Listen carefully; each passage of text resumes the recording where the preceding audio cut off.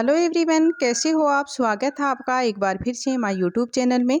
आज हम पढ़ने जा रहे हैं एनसीईआरटी हिंदी क्लास 8 का चैप्टर नंबर 11, जिसका नाम है जब सिनेमा ने बोलना सीखा, और इसके लेखक हैं प्रदीप तिवारी जी। अब हम इस पाठ का सार है वो देखते हैं कि जब सिनेमा ने बोलना सीखा। तो वे सभी सजीव हैं, सांस ले रहे हैं, 100% बोल रहे हैं, 78 मुर्दा इंसान जिंदा हो गए। इनको बोलते बातें करते देखो, देश की पहली स्वांख बोलती फिल्म आलम आरा के पोस्टरों पर विज्ञापन की ये पंक्तियाँ लिखी हुई थी। यानी जो पोस्टर पर जो विज्ञापन की ये पंक्तियाँ हैं वो यहाँ लिखी हुई थी पोस्टर पर कि वे सभी सजीव हैं, सांस ले रहे हैं, 100% बोल भी रहे हैं, और 78 मुर्दा इंसान जिंदा हो गए हैं।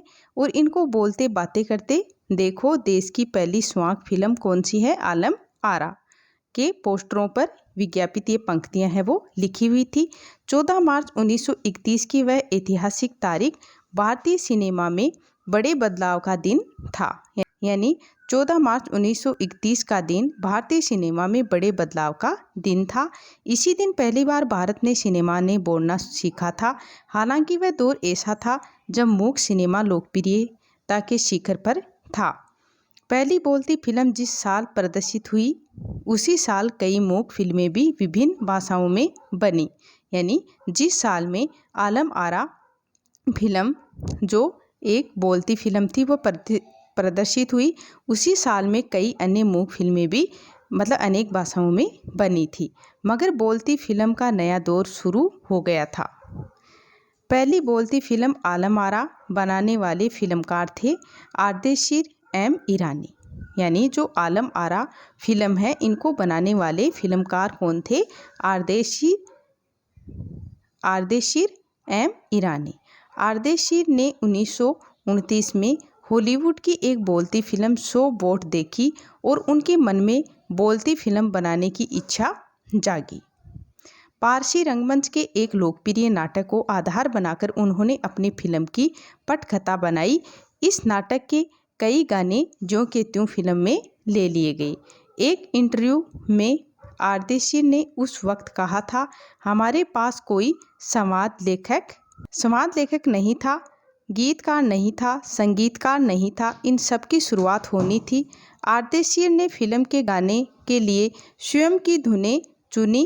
फिल्म के संगीत में महज 3 वाद्य तबला, हारमोनियम और वायलिन का इस्तेमाल किया गया। आलम आरा ने संगीतकार या गीतकार में स्वतंत्र रूप से किसी का नाम नहीं डाला गया। इस फिल्म में पहले पार्श्व गायक बने WM खान। पहला गाना था दे दे खुदा के नाम पर प्यारे, अगर देने की ताकत है। यानी पहला गाना कौन सा था, दे दे खुदा के नाम पर प्यारे, अगर देने की ताकत है। आलम आरा का संगीत उस समय डिस्क फॉर्म में रिकॉर्ड नहीं किया जा सका। फिल्म की शूटिंग शुरू हुई तो साउंड के कारण ही उसकी शूटिंग रात में करनी पड़ती थी। मूक युग की अधिकतर फिल्मों को दिन के प्रकाश में शूट कर लिया जाता था, मगर आलम आरा की शूटिंग रात में होने के कारण इसमें कृत्रिम प्रकाश व्यवस्था करनी पड़ी। यहीं से प्रकाश प्रणाली बनी तो आगे फिल्म निर्माण का जरूरी हिस्सा है वो बनी। आलम आरा ने भविष्य के कई स्टार और तकनीशियन तो दिए ही, आर्देशीर की कंपनी तक ने भारतीय सिनेमा के लिए 150 से अधिक मूक और लगभग 100 संवाद फिल्में बनाई। यानी आर्देशीर की कंपनी ने भारतीय सिनेमा के लिए 150 से अधिक मूक फिल्में और लगभग 100 संवाद फिल्में हैं वो बनाई। संवाद यानी बोलना, बोलती फिल्में हैं वो बनाई। Alam Ara film Arabian nights जैसी फैंटेसी थी। फिल्म ने हिंदी उर्दू के मेल वाली हिंदुस्तानी भाषा को लोकप्रिय बनाया। इनमें गीत, संगीत तथा नृत्य के अनोखे संयोजन थे। फिल्म की नायिका जुबेदा थी, नायक थे विठल। वे उस दौर के सर्वाधिक पारिश्रमिक पाने वाले स्टार थे। यानी नायिका जुबेदा और नायक विठुल बहुत ही मेहनती थे, पारिश्रमिक पाने वाले स्टार थे। उनके चयन को लेकर भी एक किस्सा काफ़ी चर्चित था। विठुल को उर्दू बोलने में मुश्किलें आती थी। पहले उनका बेतौर नायक चयन किया गया, मगर इसी कमी के कारण उन्हें हटाकर उनकी जगह महबूब को नायक बना दिया गया। यानी जो विठुल हैं उनको उर्दू बोलने में मुश्किलें आती थी और उनका बेतौर नायक चयन किया गया था पहले, और इसके बाद में उन्हें हटाकर उनकी जगह किसको ले लिया गया, महबूब को नायक बना दिया गया। विठुल नाराज हो गए और अपना हक पाने के लिए उन्होंने मुकदमा कर दिया। यानी इससे नाराज होकर विठुल है उन्होंने मुकदमा है वो कर दिया। उस दौर में उनका मुकदमा महमूद अली जिन्ना ने लड़ा, जो तब के मशहूर वकील हुआ करते थे। विठुल मुकदमा जीते और भारत की पहली बोलती फिल्म के नायक बने। और जब विठुल ने मुकदमा किया तो उसमें विठुल ने जीत है वो दर्ज की और वे ही जो भारत की जो पहली बोलती फिल्म है के नायक बने। उनकी कामयाबी आगे भी जारी रही। मराठी और हिंदी फिल्मों में वे लंबे समय तक नायक और स्टंटमैन के रूप में सक्रिय रहे।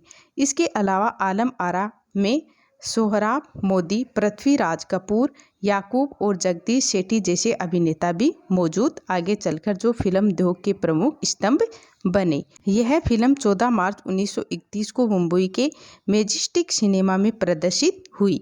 यानी जो आलम आरा जो पहली भारतीय बोलती फिल्म है, ये 14 मार्च 1931 को मुंबई के मैजेस्टिक सिनेमा में प्रदर्शित हुई।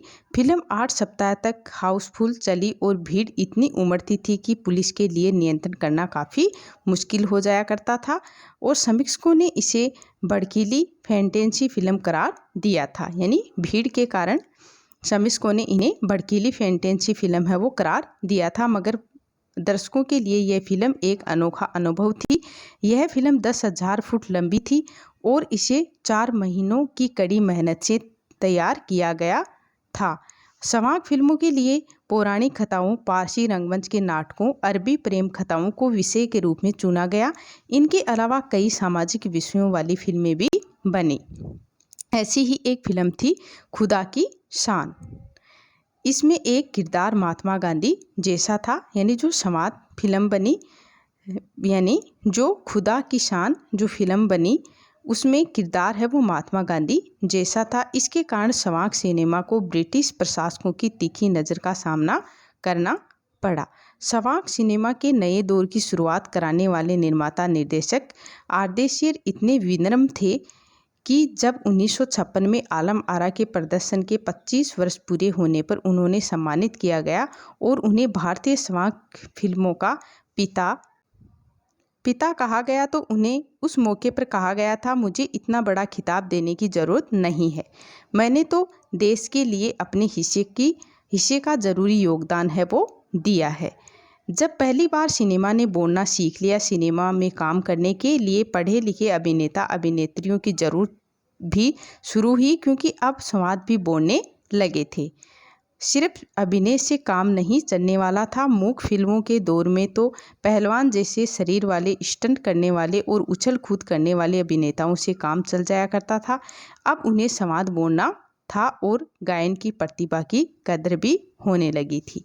यानी पहले तो जो पहलवान जैसा जो शरीर वाले, स्टंट करने वाले, उछल कूद करने वाले अभिनेताओं से काम चल जाता था, लेकिन अब है वो संवाद बोलना था और गायन की प्रतिभा की भी कद्र है वो होने लगी थी। इसलिए आलम आरा के बाद आरंभिक संवाद दौर की फिल्मों में कई गायक अभिनेता बड़े पर्दे पर नजर आने लगे।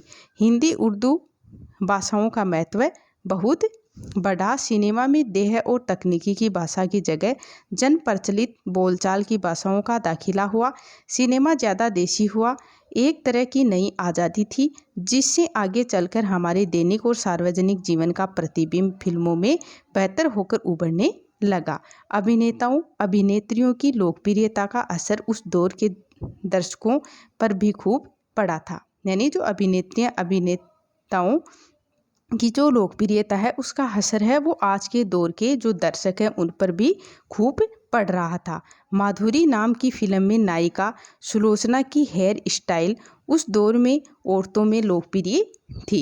यानी एक माधुरी नाम की एक फिल्म थी, उसमें नायिका थी सुलोचना, उसकी जो हेयर स्टाइल थी उस दौर की महिलाओं में लोकप्रिय थी और औरतें अपनी बेस सजा उसी तरह कर रही थी। यानी अपने बालों को उसी तरह सजा रही थी।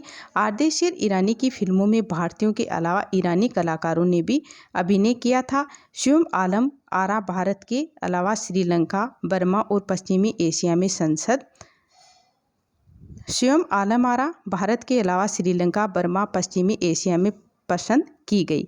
भारतीय सिनेमा के जनक फाल्के को संवाक सिनेमा के जनक आर्देशिर ईरानी की उपलब्धि को अपनाना ही था, क्योंकि वहाँ से सिनेमा का एक नया युग है वो शुरू हो गया था।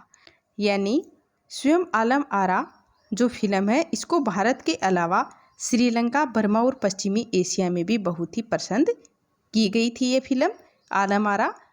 और यह भारत की एक बोलती पहली फिल्म थी जो भारतीय सिनेमा के जनक फाल्के को संवाक सिनेमा के जनक आर्देशिर को ईरानी की उपलब्धि को अपनाना ही था, क्योंकि वहाँ से सिनेमा का एक नया युग है वो शुरू हो गया था।